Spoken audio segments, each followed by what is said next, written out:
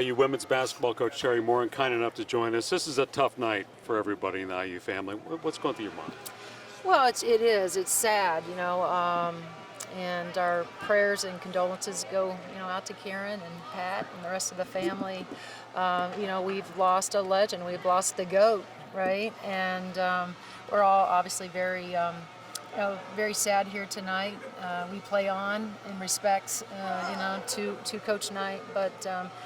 Dave, my earliest memories of him are growing up in Southern Indiana. That's all I knew, was Indiana basketball and Coach Bobby Knight. And, you always wonder professionally what you can become. And in that time, women's basketball was never on TV. So right. Coach was, that was something that I wanted to do. And he was sort of the idol in the way he ran his program, discipline, stingy defensively, masterful offensively, all those things that, I grew up watching, and, it's you hit it on the head. It's a very, very sad day that we've lost a man like Coach Knight.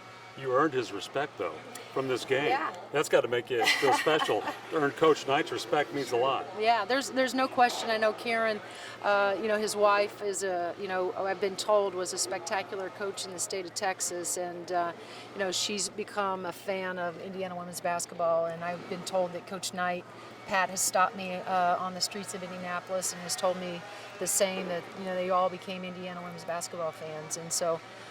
Very, very special. To walk in here and see the banners, what does that mean to you, knowing you're a part of this legacy and his legacy, right. What he's meant to this program and to this university? Right. Well, I mean, I don't know that there's words, right, that, that would do it justice, just what all those banners mean to, just not me, but everybody in the state of Indiana.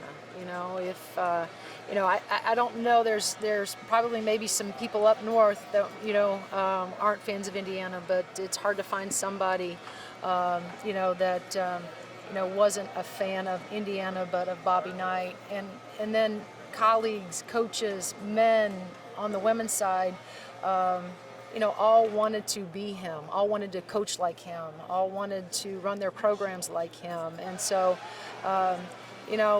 again, can't overstate it enough how we're gonna miss him, and I know Coach Woody and his guys are certainly gonna miss Coach Knight. But only got to meet him once, but I'm certainly glad that I had that opportunity. I've had an opportunity to meet Karen, and I hope Karen will stick around here in Bloomington and become fans of ours. A legacy, No doubt.